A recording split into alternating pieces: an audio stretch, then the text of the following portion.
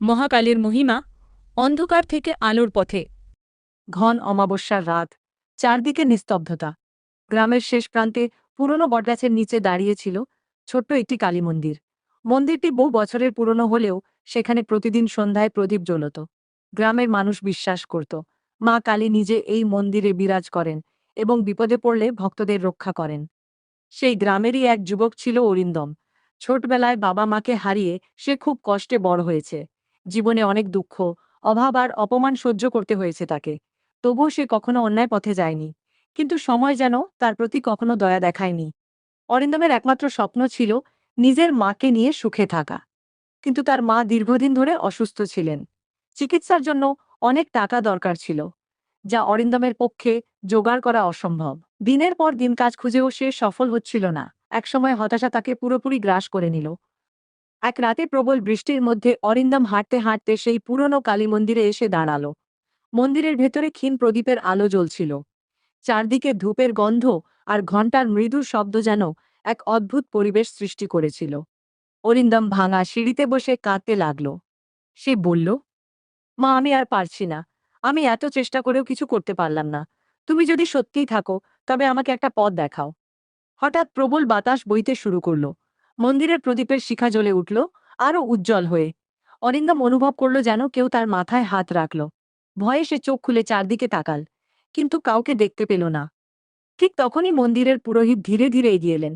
বৃদ্ধ পুরোহিতের চোখে ছিল এক অদ্ভুত শান্তি। তিনি বললেন, ভয় পেও না বাবা, মা কখনো তার ভক্তকে একা ছেড়ে দেন না। অরিন্দম অবাক হয়ে জিজ্ঞেস করল, কিন্তু মা কি সত্যিই আমাদের কথা শোনেন? পুরোহিত মৃদু হেসে বললেন, মা কালী শুধু শক্তির দেবী নন, তিনি অন্ধকারের মধ্যেও আলোর পথ দেখান। যখন মানুষের সব দরজা বন্ধ হয়ে যায়, তখনই মা নতুন দরজা খুলে দেন। পরদিন সকালে অরিন্দম গ্রামের এক জমিদারের বাড়িতে কাজের সুযোগ পেল। কাজটি খুব কঠিন ছিল, কিন্তু সে মন দিয়ে কাজ করতে লাগল।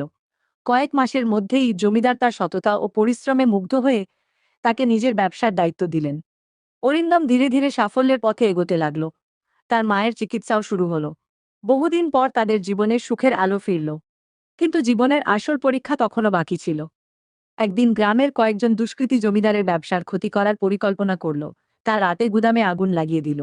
চারদিকে আগুন ছড়িয়ে পড়ল। সবাই ভয়ে পালাতে শুরু করল। অরিন্দম বুঝতে পারল ভেতরে কয়েকজন শ্রমিক আটকে আছে। নিজের জীবনের কথা না ভেবে সে আগুনের মধ্যে ঢুকে পড়ল।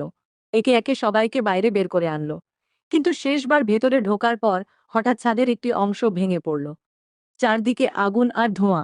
অরিন্দমের নিঃশ্বাস নিতে কষ্ট হচ্ছিল। সে মনে মনে শুধু মা কালীর নাম জপ করতে লাগল। ঠিক সেই মুহূর্তে সে দেখতে পেল আগুনের মাঝখানে এক বিশাল কালো ছায়ামূর্তি দাঁড়িয়ে আছে। গলায় মুন্ডমালা, হাতে ত্রিশূল, চোখে জ্বলন্ত আগুনের মতো দীপ্তি।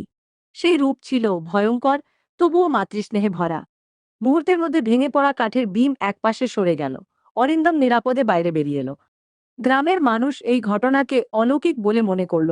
অরিন্দম জানত মা কালী তাকে রক্ষা করেছেন। সেই দিন থেকে তার জীবন পুরোপুরি বদলে গেল।